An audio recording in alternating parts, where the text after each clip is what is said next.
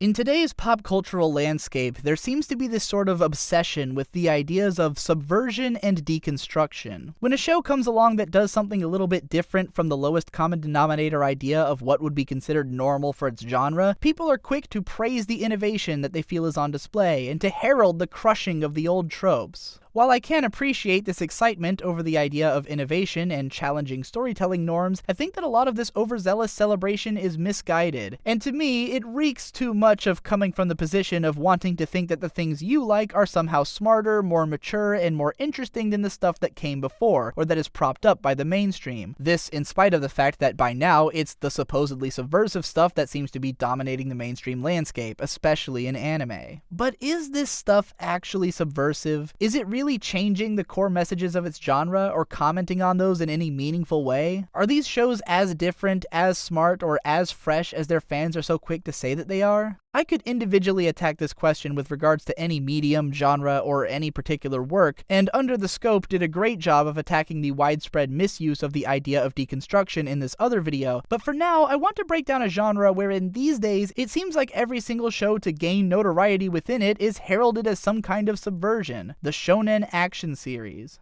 Just to keep the topic relatively narrow, I'm going to focus almost exclusively on stories which originated as manga running in Weekly Shonen Jump, the world's most popular manga magazine, which has been home to no shortage of the most recognized stories of all time. Let me start with the proclamation that I love Shonen Jump. Bakuman, Gintama, Hunter x Hunter, Yu Yu Hakusho, One Piece, and Food Wars are all among my favorite stories, and I enjoy the likes of My Hero Academia, Kuroko no Basket, Death Note, Bleach back when it was good, JoJo's Bizarre Adventure, and Dragon Ball. I grew up on stories like Naruto, Rurouni Kenshin, Yu-Gi-Oh!, and Shaman King, all of which I still have a fondness for, and that doesn't even touch on other stories that I'm sure I'd enjoy but I just haven't gotten around to yet. Suffice it to say that I'm speaking from a place of lifetime experience with this genre and this magazine, and that it's something which I care about a lot. Now, as I was listing off those names, you may have heard the titles of some works which to you might represent the standard idea of what a shonen action series is, some which have been classified as subversive, and others which aren't action stories at all. But the idea that I would like to put forth is that all of these stories are only as similar to as they are different from one another, and that to say that any of them, or anything outside of the magazine which could be considered as such, is a subversion of the genre is kind of missing the point. So to start with, let's look at Hunter x Hunter, which I've seen described as subversive myriad times for myriad reasons, each of which I'll break down in brief. First and most easily contradicted is the idea that Hunter x Hunter is subversive because of how brutally violent and dark it can get. Really, the level of violence in this series is not at all atypical of the genre. In one early episode, Killua pulls a guy's still beating heart out of his chest. The same move shows up in Naruto, Bleach, One Piece, Gintama, D. Greyman, and Saint Seiya. In Hunter x Hunter, a guy gets his head bitten in half. In Dragon Ball, a guy kills another guy by impaling his temple with his tongue. Hell, there's a scene in Bleach where a guy is given a drug that causes him to perceive every second as taking place over centuries of time, and then is stabbed in the chest. That guy literally felt himself dying for hundreds of years. In Hunter x Hunter, there are scenes wherein tons of random innocent civilians are mowed down en masse. By the end of the Buu saga in Dragon Ball Z, the entire population of Earth is dead. Granted, by this point in DBZ, the afterlife is established as like a place that people have a knack for coming back from, though this doesn't seem to apply to some of those other planets that got blown up, but whatever. But what about the sheer nihilism of Hunter x Hunter? There's one scene wherein a secondary character is brutally murdered for no reason other than to make you feel like shit.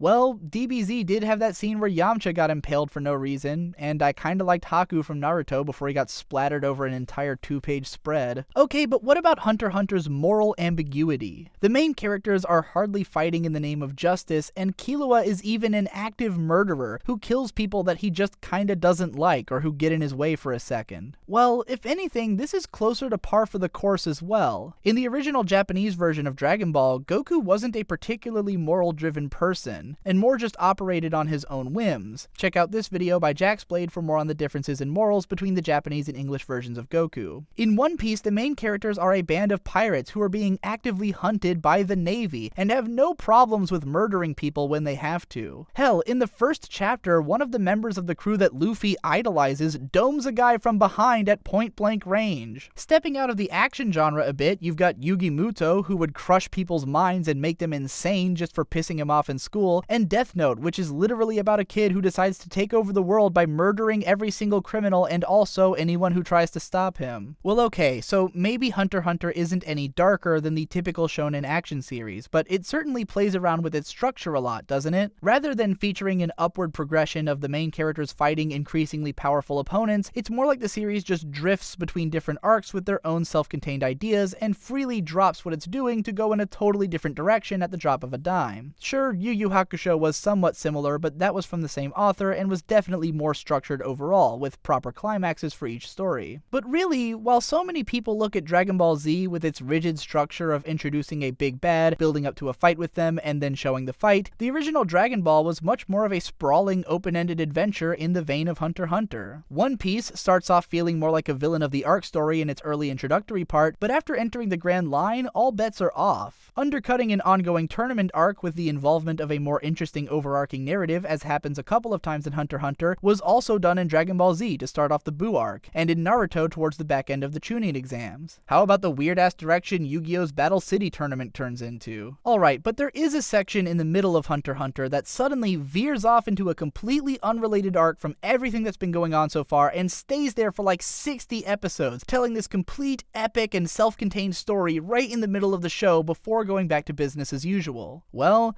One Piece did the same damn thing with its Skypiea arc. But surely Hunter x Hunter does a lot to subvert the viewer's expectations by setting them up to think that one thing is going to happen and then switching to a totally different direction. One of the show's best aspects is how it utilizes an element of chaos to keep the viewer on their toes. Well, sure, but if anything, this is just basic storytelling. If you want to keep someone engaged, then you have to keep mixing things up so that it doesn't get stale and predictable. There's a reason that shows like Bleach and Fairy Tail eventually got to be so reviled even by the most avid followers of shonen manga, because those are shows that failed at basic narrative subversion. Some of the most devastating and memorable moments in shonen manga come in the form of unexpected losses, when things don't go according to plan and the characters have to figure out how to deal with that. Unforeseen complications are one of the specialties of the manga duo behind Death Note and Bakuman. Their stories stay so gripping and fresh because their characters are always getting stopped in their tracks by totally new challenges that they have to rethink their entire strategies around. And if you want a series that truly revels in its own unpredictability, you need look no further than Gintama. What keeps Gintama so fresh and exciting is that it manages simultaneously to be a full-bore parody of shonen tropes with the mindset of a gag manga, but also an actually gripping and badass action story whenever it so chooses to be. But it's not really that Gintama is all that different in structure from other shonen manga. It's really more that it's doing everything with an exaggerated wink and a nod, and willing to completely disregard the idea of a consistent tone and do whatever the fuck it wants. That the series pulls this off so well is absolutely incredible, but it is, at heart, just a far more extreme version of the kind of moment-to-moment subversion of expectation that makes manga exciting to read in the first place. Even something as simple as the early part in My Hero Academia, when a team of high-powered villains suddenly appears in the training center of all the new recruits, and they all of a sudden have to learn how they're going to fend for themselves against this massive opposition, is really the same kind of subversive logic that gets you pumped to see how the situation is going to unravel. This kind of setup and subversion is even pretty much a fundamental pillar of good comedy. So much of the funniest stuff in manga, and we'll take the latest Jump series adapted to animation, Saiki Kusuo no Sainan, is about getting us into the mindset that we're about to see one thing, and then showing us something wildly hilariously different at not quite the moment we expected.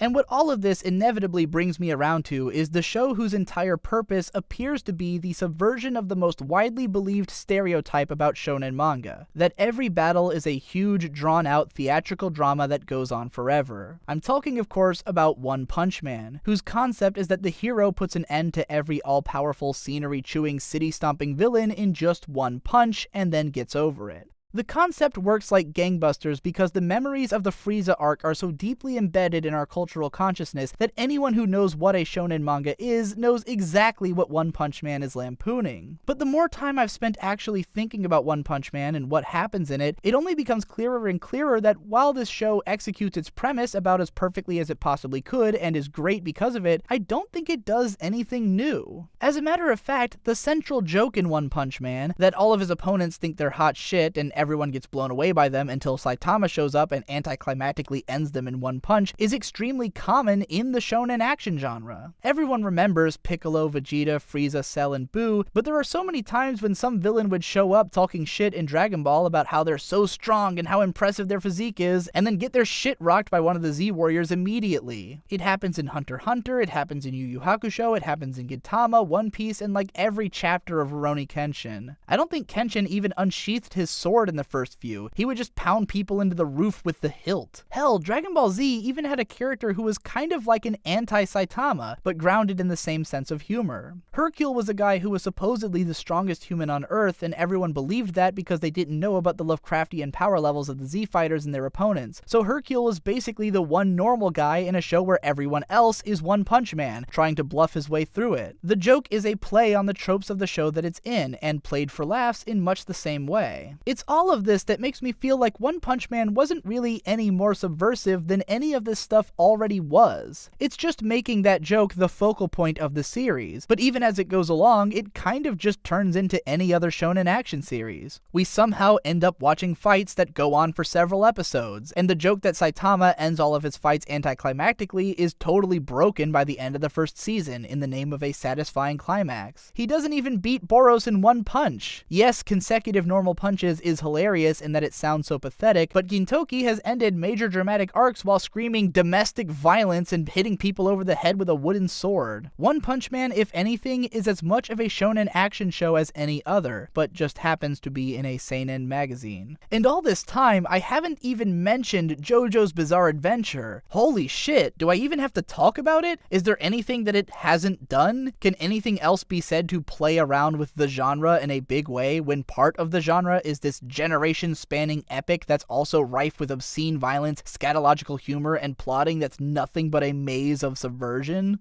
The reason I feel the need to break all this down to such an extent is simply that I feel it's disrespectful to the genre of shonen action stories, and even to the properties of good storytelling in general, to suggest that a show like Hunter x Hunter is only great because it flies in the face of convention, or is completely different from the norm. Yes, this show is a lot more nuanced and subversive and intellectual than the stereotypical cultural idea of what a shonen action series is like, but so are most shonen action series. Stuff that manages to go on for a decade without seeming to pay its dues or maintain interest, like Fairy Tail, are the anomalous exceptions to the rule, and not the standard bearers. Yes, Dragon Ball Z became incredibly formulaic and easy to poke fun of, eventually, after hundreds of episodes of sprawling adventure, but even that show was making fun of itself all along the way. Hunter x Hunter isn't amazing because it's fundamentally different from the norm, it's amazing because all of the fundamentals are understood and delivered on so perfectly, and because it uses all of the genre trappings in the best possible ways,